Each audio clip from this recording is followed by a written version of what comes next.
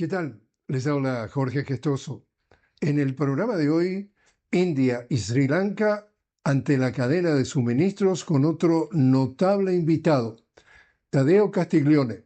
periodista especializado en relaciones internacionales directamente desde Neuquén, Argentina. Tadeo Castiglione, una cálida bienvenida al programa. Como siempre, estimado Jorge, un enorme placer poder compartir contigo. Tadeo,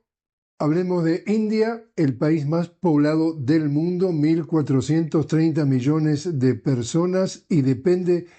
fuertemente de los recursos que atraviesan el estrecho de Hormuz. ¿Cuán vulnerable ha quedado luego de esta situación de la guerra que le lanza Estados Unidos e Israel a Irán? Es muy interesante porque cuando analizamos la India, además de ser el país con mayor cantidad de habitantes del mundo, es un país muy vulnerable y muy dependiente de las cadenas de suministro globales. En primer lugar, principalmente del petróleo que sale del Golfo Pérsico y lógicamente toda la situación tras la agresión de Estados Unidos y de Israel en contra de Irán pusieron en jaque el abastecimiento no únicamente de combustibles, sino incluso de algo que es vital para la economía de la India, que son los fertilizantes. Y al poner en riesgo los fertilizantes que se producen en estos países, gran parte de las cosechas que se tienen previsto para la India van a ser o se van a aumentar en su precio cuando se tenga que realizar, o incluso esto también va a terminar afectando lo que podría llegar a ser hasta el inicio de una crisis alimentaria en el país con mayor cantidad de habitantes. Entonces vemos que tiene una vulnerabilidad sistémica, la cual ha quedado totalmente reflejada, y el juego de alianzas internacionales de la India también ha quedado expuesto en medio de toda esta situación. Y precisamente esta situación ha hecho que se produzca un reordenamiento de la cadena de suministros a nivel global que afecta, por supuesto, India y también vamos a hablar después de Sri Lanka, aunque mucho más pequeño también, que se ha caracterizado por un país que provee suministros. Totalmente. Y cuando estamos hablando de la India y de la reconfiguración que está teniendo en estos tiempos, ha tenido que aprender sobre la marcha, prácticamente como quien apaga un incendio para poder sobrellevar la situación actual, más allá del aumento de los combustibles dentro de la India, por ende el aumento de la inflación generalizada en un país en los cuales cualquier salto inflacionario significa graves problemas sociales. El gobierno de Modi, a través de su política de alineación múltiple, es decir, una política en los cuales no tiene aliados, pero tampoco tiene enemigos, sino que tiene socios, ha tratado de revertir un poco esta situación, pero aún así el margen de dependencia total que tiene la India hacia el sector del Golfo Pérsico, y también justamente una semana antes de que inicie el conflicto, la visita de Modi a Israel, lo dejó muy mal parado a nivel regional, vamos a decirlo, con todos los socios árabes, por lo que ha significado después la agresión flagrante en contra de Irán. Entonces, en medio de eso, estamos viendo una India que se está reconfigurando comercialmente, pero que aún así tiene una dependencia estructural que lógicamente ya está sufriendo las consecuencias de los acontecimientos internacionales. Precisamente dado, digamos, una visión binaria de las relaciones internacionales. Parece que la India está jugando a dos puntas, que por un lado se sienta en la Casa Blanca a hablar con el presidente Donald Trump y por el otro lado es un socio fundador del BRICS que busca negociar en sus propias monedas, que busca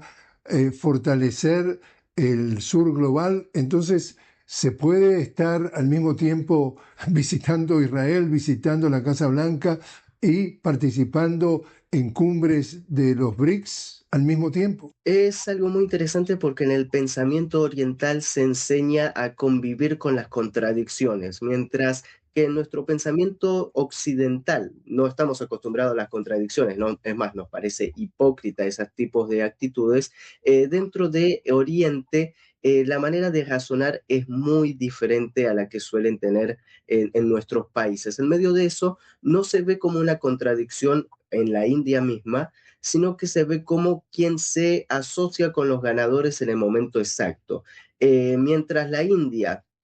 se asocia con el BRICS, lo cual le beneficia económicamente, también está pactando un acuerdo de libre comercio y el arreglo del tema de aranceles con el gobierno de Donald Trump. Entonces,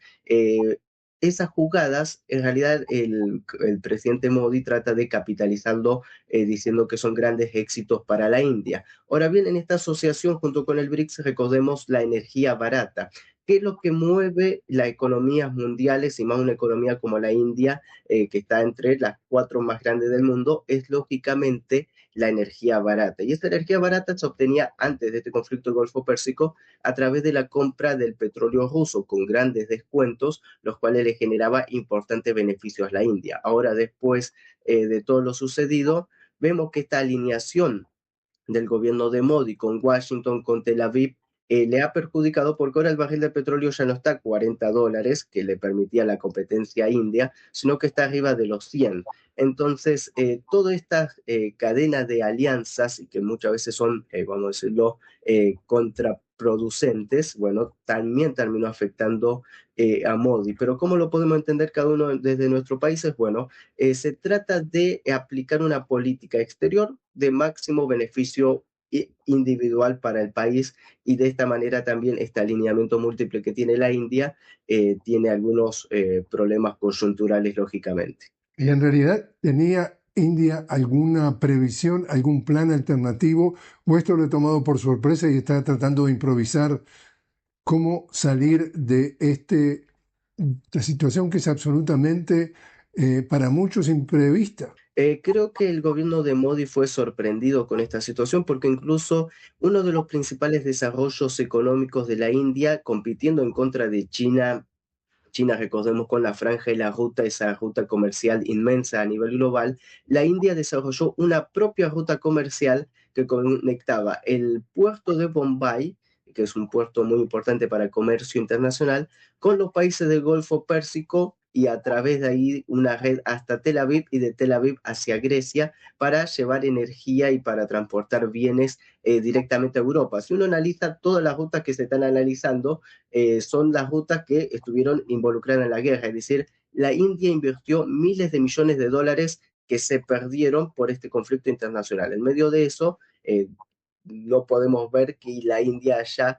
tenido una proyección o proyectado que iba a suceder este conflicto bélico, porque incluso, lógicamente, uno de los principales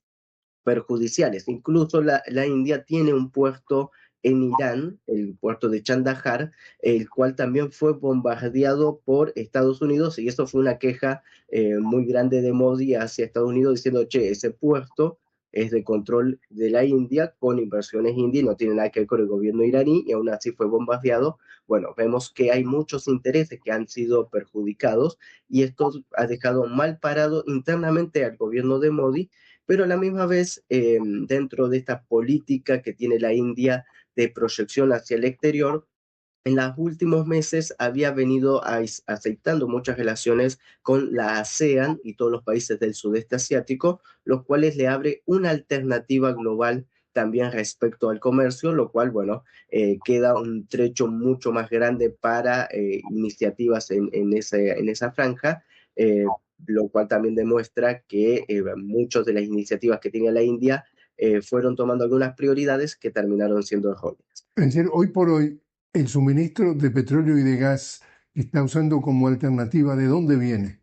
Bien, lógicamente después del inicio de este conflicto y la grave crisis energética internacional que existe, Estados Unidos retiró muchas de las sanciones en contra del petróleo ruso, incluso le permitió a la India la compra, que continúe comprando petróleo ruso. Mucho del abastecimiento que tiene actualmente la India proviene directamente de Rusia, pero a diferencia de meses anteriores donde tenía una ventaja competitiva de precios, el barril ruso actual, el barril que se llama Ural,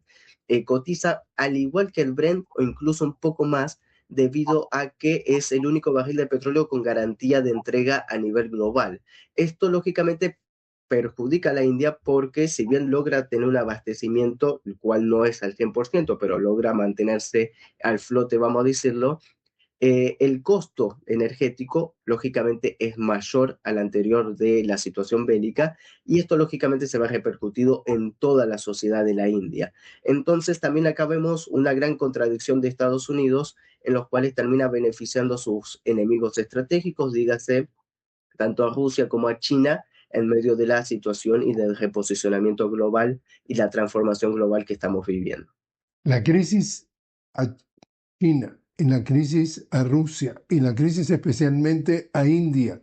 esta es la parte de la respuesta que más me interesa, puede llegar a prolongarse, a golpearla durante qué periodo a venir.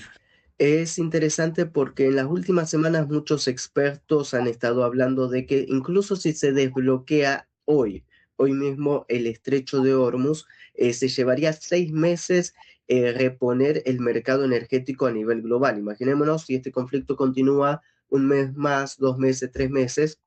delante de la enorme crisis internacional de suministros que vamos a estar delante, y no únicamente ya petróleo o gas, sino que todo lo que son plásticos, derivados del petróleo, aluminio, fertilizantes, y lógicamente esto marca una crisis de gran escala global, vamos a decirlo, de movimiento de placa tectónica. En medio de eso, creo que actualmente los países están en modo supervivencia, principalmente en el sudeste asiático y la India principalmente, en los cuales los abastecimientos normales pueden ser que tengan una reserva de entre 60 y 90 días, que más o menos lo que se especula, y después de eso, bueno, van a tener que empezar con una política de racionamiento, lo cual va a ser muy complicada socialmente. En esta jugada internacional, recordemos que los grandes productores de petróleo alternativos quedan en África, pero no tienen la capacidad para abastecimiento global, y el otro es Rusia, que ya tiene importantes contratos y que, por ejemplo, la República Popular China se ha beneficiado de los grandes gasoductos que se han ido formando, como el Fuerza de Siberia 2, los cuales siguen alimentando la industria china, que hasta el momento no se ha visto mayormente perjudicada por todos estos acontecimientos. En medio de eso, la India queda en una situación de mayor vulnerabilidad y eso complica también sus proyecciones internacionales. Tadeo, te invito a hacer una pequeña pausa. Estamos hablando con Tadeo Castiglione directamente desde Neuquén, en Argentina. Tadeo es un periodista y experto en relaciones internacionales. Estamos hablando sobre la India y Sri Lanka ante esta cadena de suministros que ha sido completamente alterada con la guerra que le lanza Estados Unidos e Israel a Irán. Ya regresamos.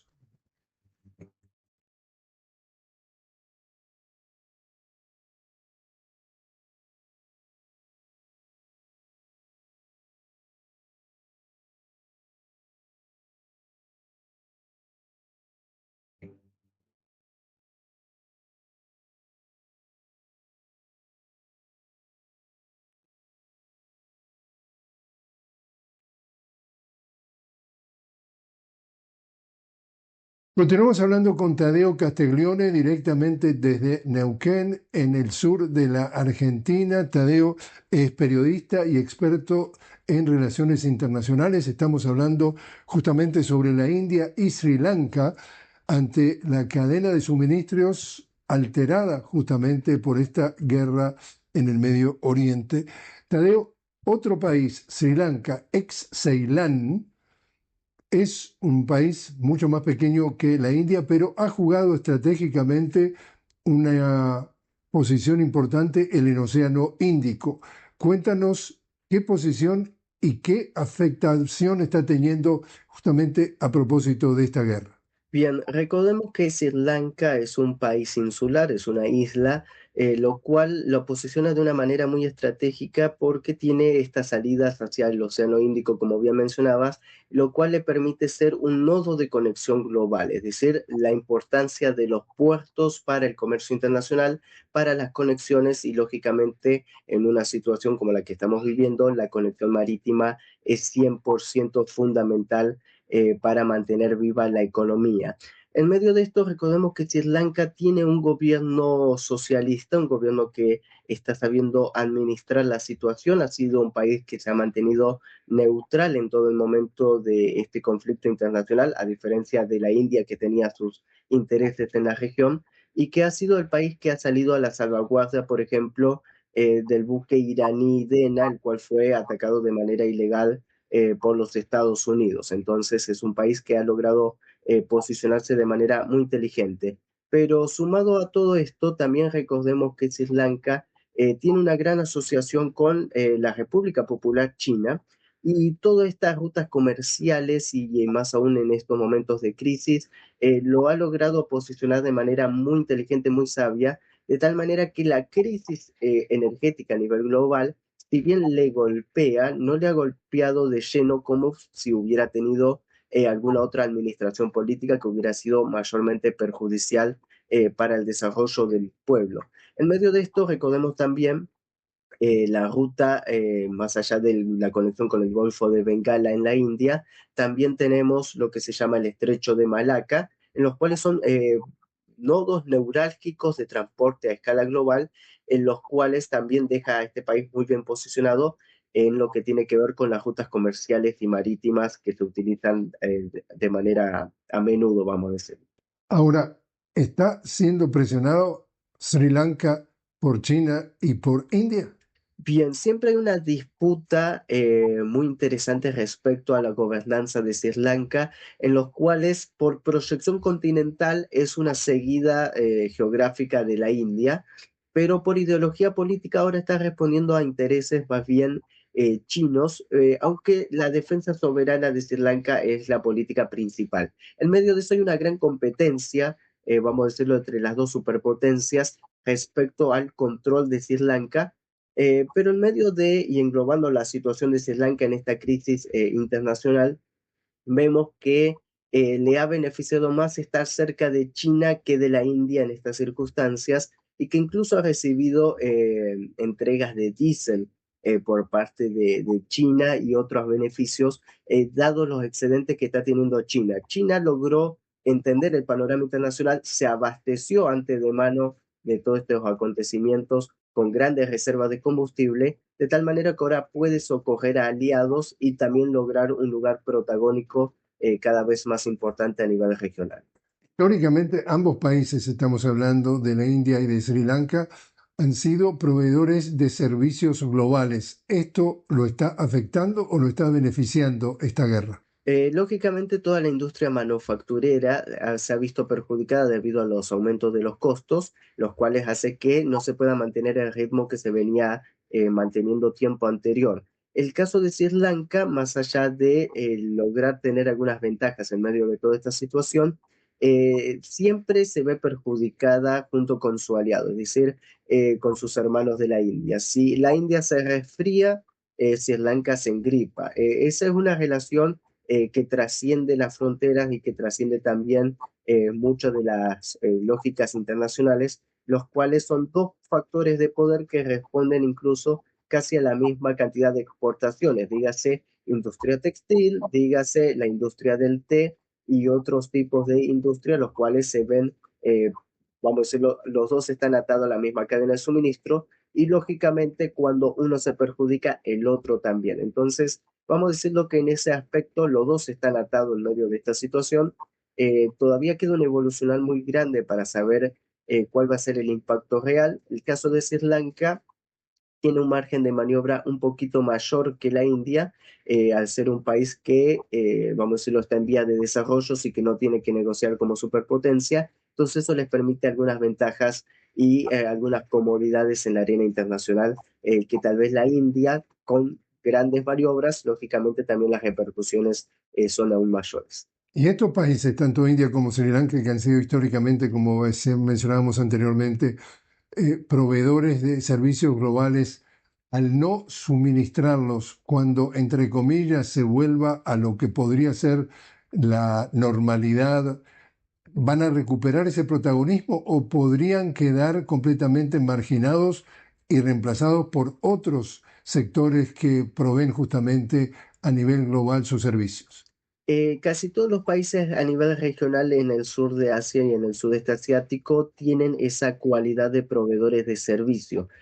Por ende, cuando hablamos de India y Sri Lanka, no nos tenemos que olvidar también de, por ejemplo, países como Bangladesh, que también son países competitivos en el mismo sentido, pero que todos dependientes de el sistema energético y principalmente de todo el comercio de hidrocarburos que viene del Golfo Pérsico, todos se ven perjudicados. Entonces, no únicamente estos dos países son víctimas de la actual situación internacional, sino que estamos hablando de que toda la región lo está sufriendo. Por ende, todos están bajando los índices de exportaciones, cada uno ya está tomando las medidas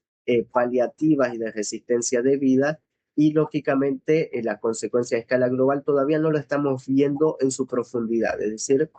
nuestros países aún no han sufrido las consecuencias globales de todos estos acontecimientos y del evolucionar sí esto aún escala para mayor. ¿Qué podemos esperar, Dios mediante, cuando se llegue a la paz y todo vuelva, entre comillas, a la normalidad? Porque no va a haber normalidad tal cual como la conocíamos antes después de estos acontecimientos, pero se espera un evolucionar positivo,